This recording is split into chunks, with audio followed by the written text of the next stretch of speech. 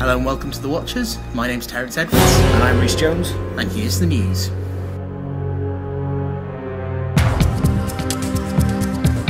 The Avengers movie has been retitled Avengers Assemble in the UK, as confirmed by new artwork released this week. This has seemingly been done to avoid any confusion between the Marvel superheroes and the 1960s UK TV series starring Patrick Macnee and Diana Rigg. Charlie's Angels star Lucy Liu will star as Dr. Watson opposite Johnny Lee Miller's Sherlock Holmes in Elementary, a new CBS television show set in modern-day New York. Whilst Liu's casting has provoked outrage in certain corners of the internet, she's not the first female Watson. Screen great Joanne Woodward played Watson in 1970s one's They Might Be Giants. Dan Brown's novel The Lost Symbol is to be adapted for film. Screenwriter Danny Strong will adapt the novel whilst Mark Romanek is due to direct. Ron Howard and Brian Grazer will produce, and Tom Hanks is expected to reprise his role of Robert Langdon. The supporting cast is yet to be announced. A biopic of Alfred Hitchcock is in the works. The film will chronicle the making of Psycho and the problems Hitchcock faced whilst making the classic 1960 thriller. Anthony Hopkins will play Hitchcock, Helen Mirren will play his wife Alma, W.E.'s James Darcy will play actor Anthony Perkins, who played Norman Bates, while Scarlett Johansson will play Janet Leigh, whose character Marion was famously killed off whilst in the shower. A sequel to Disney's The Muppets movie has been announced. Director James Bobin and co-writer Nicholas Stoller have been asked to return, but as so far there is no word on whether Jason Segel, who co-wrote and starred in the original movie, will be coming back for the second instalment. And finally, the nominations for this year's Golden Raspberry Awards have been announced. Adam Sandler's movie Jack and Jill leads the field with 12 nominations, including Worst Picture, Worst Actor and Worst Actress for Sandler, who plays twins. Transformers Dark of the Moon, Twilight Breaking Dawn Part 1 and New Year's Eve are also in contention for Worst Picture.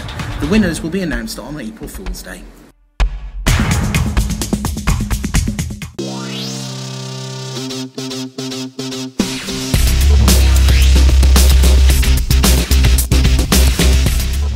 Right, so we've just got out of the cinema and we've just seen Rampart. I'm so sorry that I made you sit through that. I seriously, folks, I hold my hands up to this one. This was my idea. Glad to hear you're sorry, and I'll accept your apology. Rampart, yes, Woody Harrelson stars as a cop. More complicated than just a dirty cop in a dirty city. The good points, first of all, there are some good points. It is an interesting story. It basically is about a cop who is being witch hunted by the big chiefs upstairs because they basically want to scapegoat for many other corruption within this certain department, which is Rampart. The good parts are there are a lot of morality issues, there are a lot of family diversity, kind of weird structure things going on. There's a great performance by Woody Harrelson in the central role. He is fantastic, don't get me wrong, the film is awful, but he is fantastic.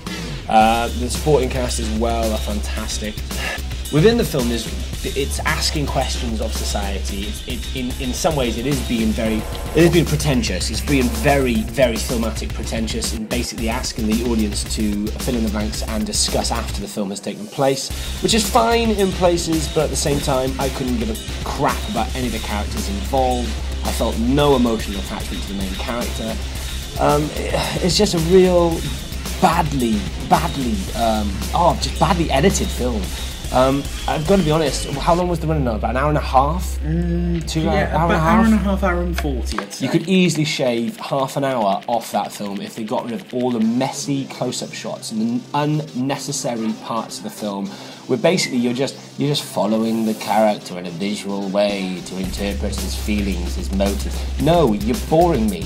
I'm sick of the close-up of him smoking and then jump cut to the next shot and close-up smoking, jump cut, next close-up of smoking, with a nice neon red glow of the siren sign. No. This is terrible. Absolutely shoddy film work, shoddy camera, shoddy direction, pretentious up his backside director. It's awful. This film is awful. And what's even worse is it does that thing that I hate of a film. It just ends. Nothing happens. No resolution. No resolution. You're all the way through. You're committed to the film because you paid your money. You sat there and you bum on the chair. You're going with it. About halfway through the film, I saw people actually get up and leave the cinema. They did. At least 3 or 4 people left. And I might add, the cinema wasn't packed. It is the worst film I've seen in a long time. It just generally was just ridiculously pretentious, over the top, look at me, give me an Oscar. It was just terrible, terrible, terrible, terrible. Yeah, I desperately wanted to like this film. I really did, but it just... no. I agree with you on the shoddy direction. There were so many inexplicable shots where things were out of focus. You couldn't see people's faces. The way that everything was, certain scenes were framed. I just thought, what on earth are you doing? Considering you've got what is probably one of Woody Harrelson's best performances on film, even though the character is a complete tool. He's racist, he's sexist, he's homophobic, he's a complete chauvinist, he's a controlling bully, and, a thoroughly nasty piece of work who, frankly, deserves everything that comes to him, because one point that I'd like to pick up from Reese is it's not a witch hunt. He is caught on film violently beating somebody up. And this is behaviour that he has indulged in for a while and has only just got caught on. And it's really, the point is that it's his downfall, but the problem is it isn't. Because whilst he is punished by his family unit, a very dysfunctional thing, he married 2 sisters, had a kid with each, so they all live under the same roof. Yeah, that's messed up. That starts to disintegrate. He's got old colleagues that start to lose their patience with him. Basically everything in his life starts to break down, and the paranoia starts to creep in some, frankly, quite ridiculous ways. Doesn't take away from Harrelson's performance, though, because Harrelson's performance is nothing more than committed throughout the whole thing, even when the script gives him ridiculous curveballs like that. You have got a really good supporting cast around you. Sigourney Weaver, Ice Cube, Anne Hesh, Cynthia Nixon, Ben Foster in particular. Steve Buscemi appears, but really, I think he has 2 scenes. And if that, about the same amount of lines. Yeah, I saw the trailer, I thought it was something a bit different. I thought, kind of a gritty, dirty cop movie. You haven't seen one of those for a while. But I was just badly disappointed. I lost count of how many times I looked at my watch. Yeah, which is a usual, for me, that's a clue that I'm not enjoying the film. Also, I was uncomfortable in my seat and fidgeting. That's a very good sign. Yes, exactly. And I have to take Reese's point about the end of the film, because it did just end. And everything you're building up to, kind of the meltdown of this man, and is he going to be brought to justice, and you have no idea. He just drives off, and that's it. I felt cheated, frankly. And I have to say, it's one of the more disappointing films I've seen of this year. I think we just need to get on to ratings. Sure. What do you reckon? It's not worthy of a star. I disagree. Can I give it at least? Should I give it some points for Woody Harrelson's performance? You can give it 1 star then. No, it gets half a star. No, can I give it less? Can I give it 1/8 of a star? 1/8 of a star. I've seen student films better than this. Okay, I'm going to be slightly fairer, because there is a pretty stellar supporting cast who do well with what they're given. Like I said, I'm going to give it... It's a purely mediocre film for me, so 2.5 out of 5. That's fair enough. I'm going to give it 1/8. That's 1/8 of a star.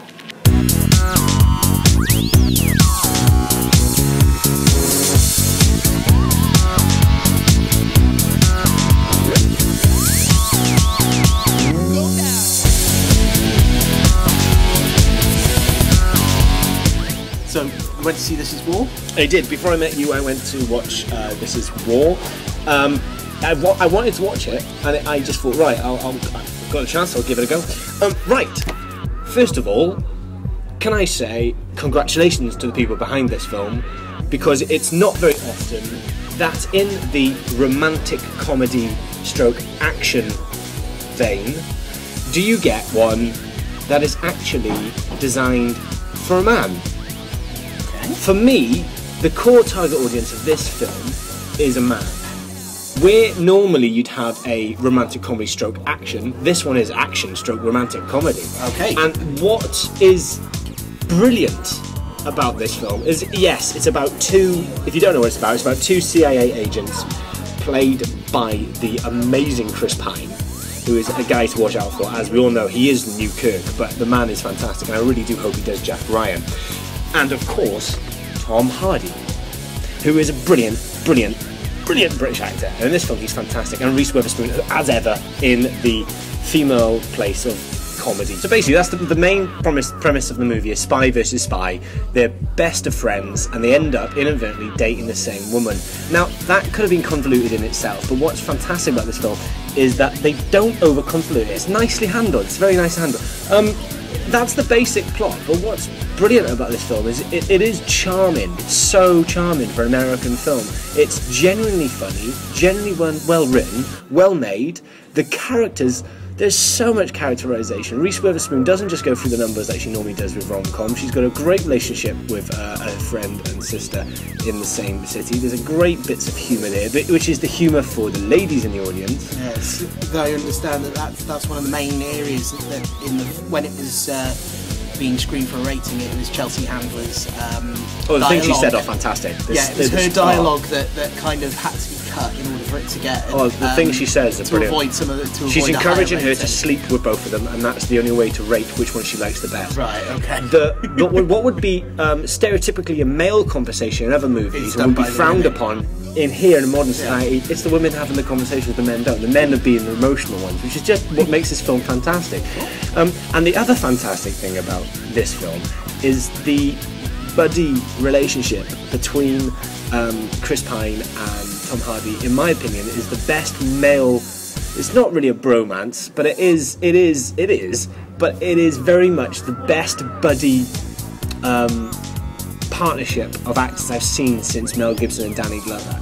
They really put across that relationship was real. That it was a real male conversation. They were talking like male to male do. They would tell each other they love each other and then shrug it off. And there's little bits like that, but it wasn't over the top in ridiculous dialogue. Let's just put it this way: if you go and watch this film and just lose yourself for the time you're watching it, just go with the convoluted part of it. It is a romantic comedy / action movie. Yeah. It's just such a sweet feel-good movie with a bunch of kick-ass action and car chases in there. Like I said, it's a romantic movie aimed at men, and that's why I would happily give it 4 stars out of 5. Brilliant. So we'll have to give that a go.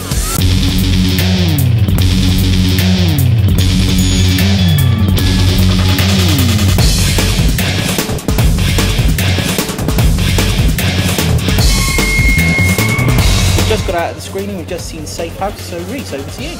Safe House, starring Denzel Washington and Ryan Reynolds.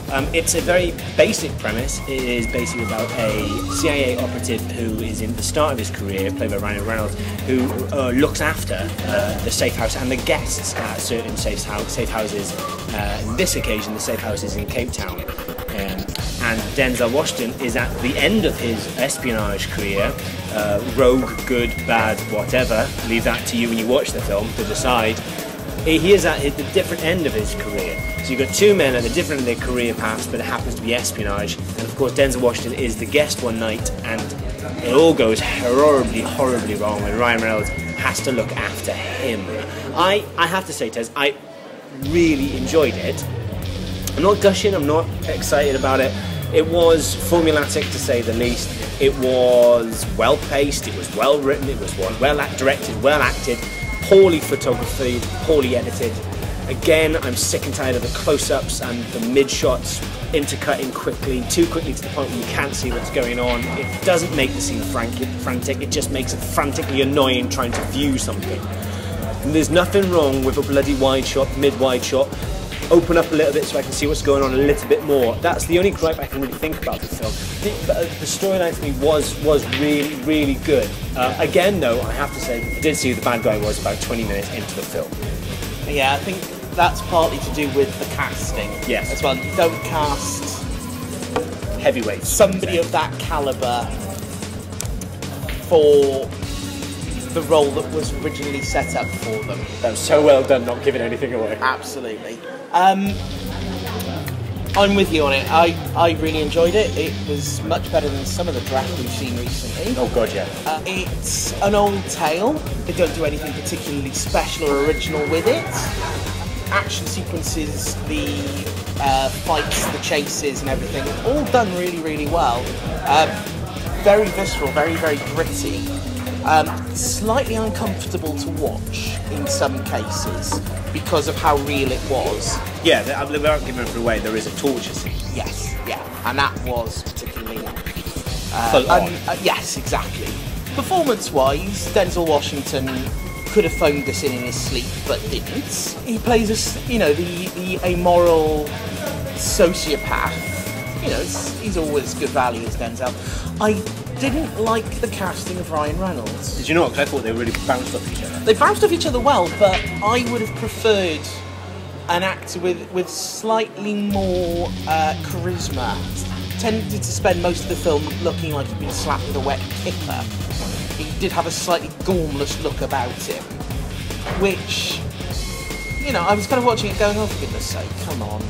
You know, if you're a highly trained CIA operative, you wouldn't wander into a situation like this and look as clueless as he looked. He did look like a fish out of water far too much. I do agree with you, but the thing is, you get down to that point then, is that his fault, or was he directed to look like a fish out of water? Yeah.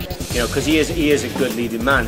I think he did what he for what the role was. Maybe the script was the way it was with him, but he played it well. He played a good fish out of water, but I agree with you that the character shouldn't have been a fish out of water. But I also... much. No, and I also, I've got to say this, I didn't care about his romantic subplot. That was terrible. There is, and completely unnecessary, there is a certain sequences where he in a relationship with a French doctor called Anna, and it's the whole thing of trying to protect her from his life and all that kind of stuff. And I just felt it completely unnecessary. I agree. Really. And actually detracted from the tension of the main kind of plot lines. Yeah. Other performances though, particularly good. Vera Farmiga, who is an actress that I really enjoy. She's good as one of the CIA honchos. Lovely little cameo by Robert Patrick. There was a couple of action movie cameos. There was Robert Patrick from obviously many action films, including the role of the T-1000. Terminator, yeah. And also there was Ruben Blades in there from Predator 2 and other 80s action movies who I haven't seen in a movie for a while. And he was Carlos. He was the counterfeiter. Right. Oh yes. So he's another little role. Yeah, I like that. There was, that I do agree. There's some nice little bits like that. Yeah, Sam Shepard as well. Yes. Was very, very good as. And Liam Cunningham, the British actor, yes, fantastic. MI6. Small role, but very, very well done. I pretty much said all I need to say about it. It's an old tale, well worn. Nothing particularly original about it, but a very good thriller. Very solid thriller. So I'm going to jump to a rating 3 out of 5. Yeah, that's fair enough. I agree with Tez. It was very well put together, very well made, very well, and very, very entertaining. I was thrilled when I was sitting there in my seats in my pants. But at the same time, I won't rush out and buy that on Blu-ray or DVD and have it on my shelf. So again, as a cinema night out, I agree with Tez. I think I agree with him. It's just formulatic. It does what it says in the tin. It does what it needs to do. There are no twists in the tale. There's nothing really twisty that I didn't see coming. That's the only downside. So yeah, I'll agree with you. 3 out of 5.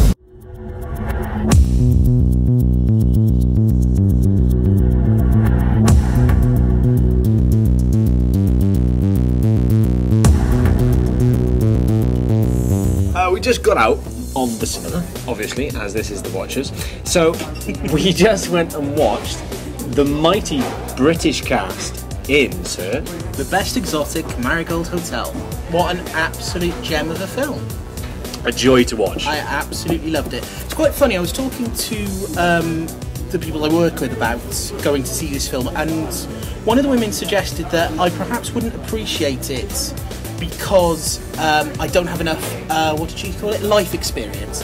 To which I can answer to that wholeheartedly, that's abject nonsense. Completely. The situations that are presented in the film are universal. It doesn't matter how old you are, and they actually balance the concerns and the storylines of the older characters with a really lovely subplot involving the young manager of the hotel, played lovely performance by Dev Patel of Slumdog Millionaire. And I was moved. I found it incredibly funny. You are asked to swallow a couple of interesting kind of facts. The first one being that such a raging xenophobe as Muriel is, the character played wonderfully by Maggie Smith, she's a complete and utter racist. Oh yeah, there's no denying. When the film that. begins, she is completely racist. Yeah, she goes to India to have a hip replacement because it's cheaper and she won't have to wait. But you do have to wonder, would that be enough for a character with such an ingrained sense of xenophobia to get on the plane? You know, the other one is Judi Dench, God love her. She makes the least convincing call centre worker I've ever seen in my life. Yeah, I didn't believe she could ever work. No, but it's and I think it's only because it's Judi Dench. If it was anyone else, I mean, if it was Celia Imrie playing that character, you may quite believe it. Yeah, it would. Yeah. But a wonderful, I mean, the cream of British acting at the moment. Judi Dench, Maggie Smith, Tom Wilkinson, lovely performance by Bill Nighy, who's brilliant as usual. Penelope Wilton, Celia Imrie, Ronald Pickup are the 7 older characters who fly out to spend their golden years in India, and of course the hotel's not what it should be. But luckily, the good thing with it is it doesn't go down the Carry On Abroad routine, which it so easily could have. It could have been quite a crass comedy, and it didn't. It's much cleverer than that and much more gentle. For me, I'd like to, just like what you said, Tez. For me, it felt like I was watching a piece of theatre on the screen. It was like I was thinking to myself, this would be a brilliant play. It would be a fantastic thing to watch on a stage with such a stellar cast. I would love to see it on a stage. What, not to gush and to bore people with the Brit tag, but what was fantastic about it was after the last couple of films I've watched, which have been either gutter trash, and This Is War not including that. What was nice about this film was quite frankly, it was well made. It was exactly the things I've been saying that have been lacking in the last couple of films I've watched. Absolutely. It was well edited. They let a shot play out. I know it's different with this film to an action film and such like, but even in action films when characters are speaking and it's about the characters and it's about, dare I say the words, characterization, motivation, all these things that go into a dynamic of a scene.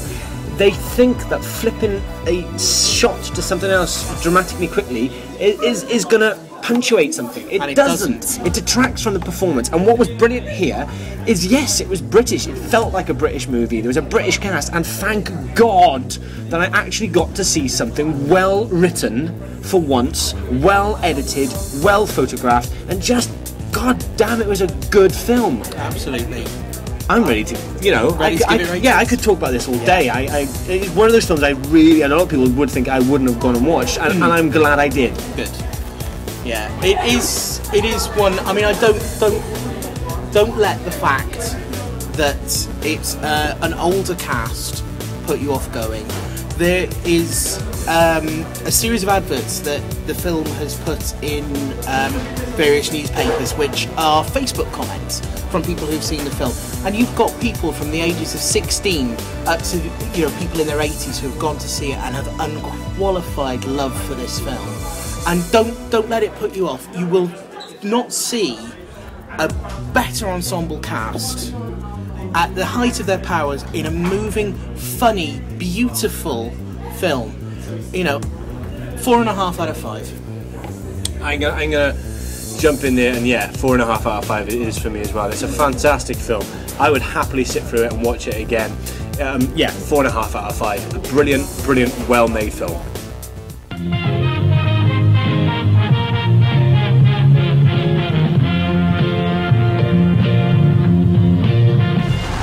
If I'm gonna die, I want to still be me. I just can't afford to think like that.